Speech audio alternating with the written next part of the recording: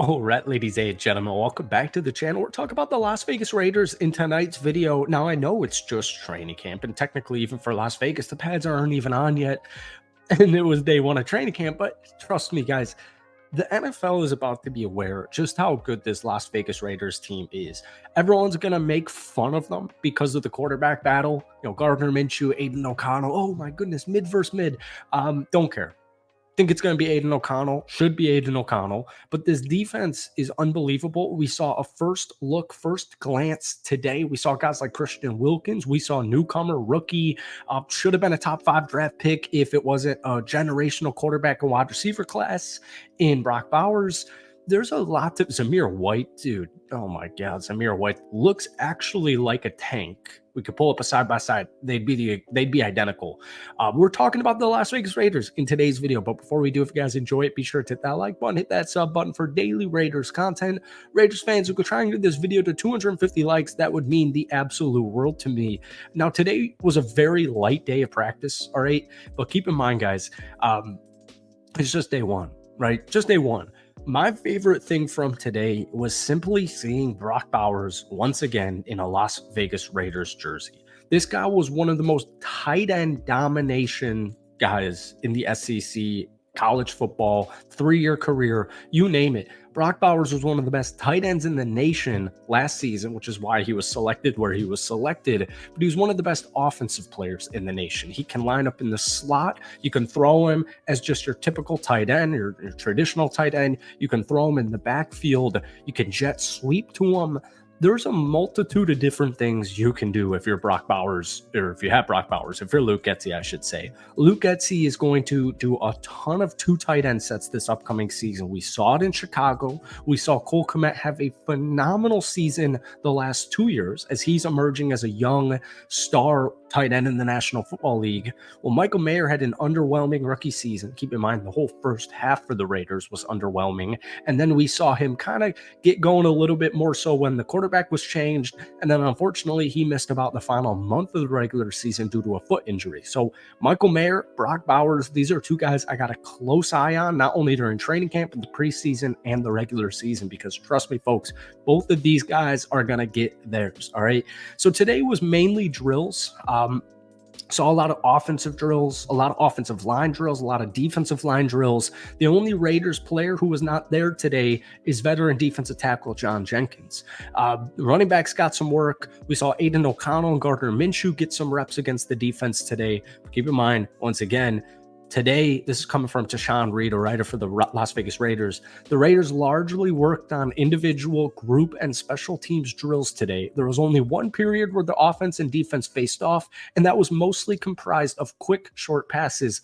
Light day to ease the guys into things. So apparently there was a joke. I've actually got it here. This is from Vic Tafer. I think he's with The Athletic. He said, "It's early, but the 2 best throws at camp have come from Anthony Brown." Not really sure what to make of that. But yeah, I heard that Aiden O'Connell and Gardner Minshew were getting the reps against the defense today.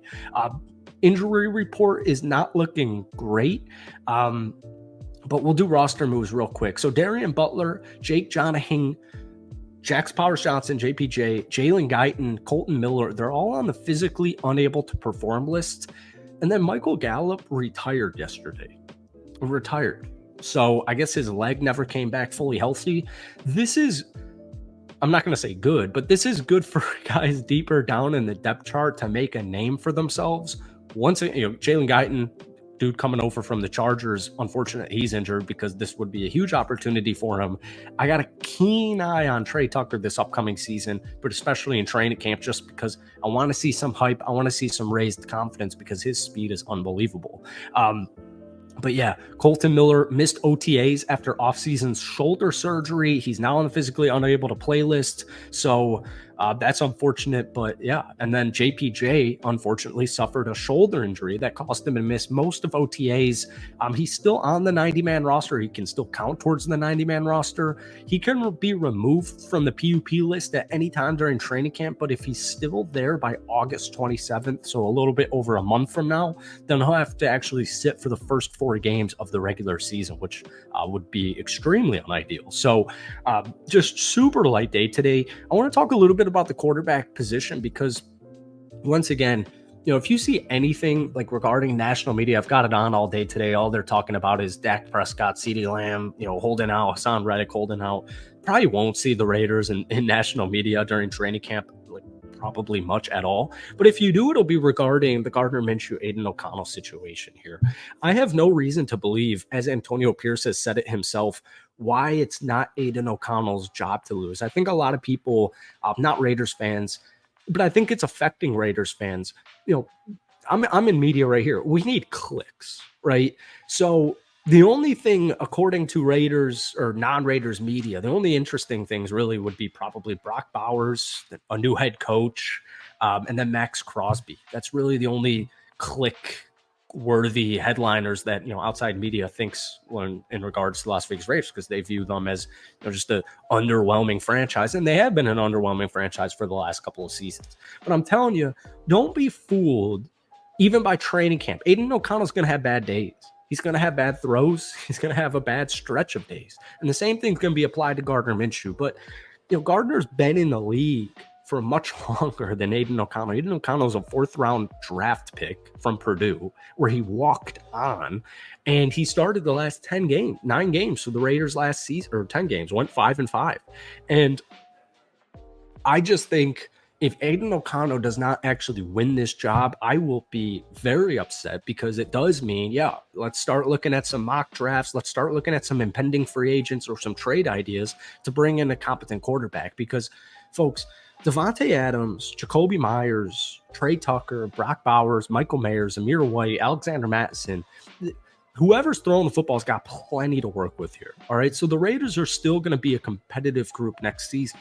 Now, moving forward to the defense real quick, we got a good look at Christian Wilkins today. We got a good look at Tyree Wilson, Malcolm Kuntz, Max Crosby. Folks, by the end of the season, this group will be one of the best defensive lines in the National Football League, just like they were last season. But Malcolm Kuntz, and keep in mind, this is Patrick Graham's 3rd year as the defensive coordinator for the Las Vegas Raiders. So I have a feeling whenever Aiden and Gardner are going on 7-on-7s, 11-on-11s, the defense is probably going to dominate them for the first couple of games or the first couple of practices. And that's probably what you'll see in the news or in the tweets or whatever. But don't be fooled. The defense is always ahead of the offense.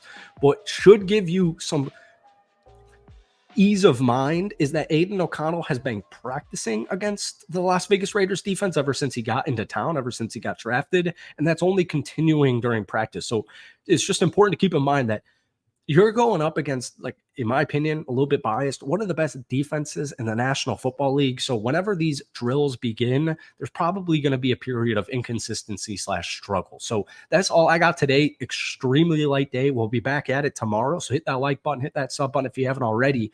But who do you have the keenest eye on during training camp for the Raiders? Let me know down below. Peace.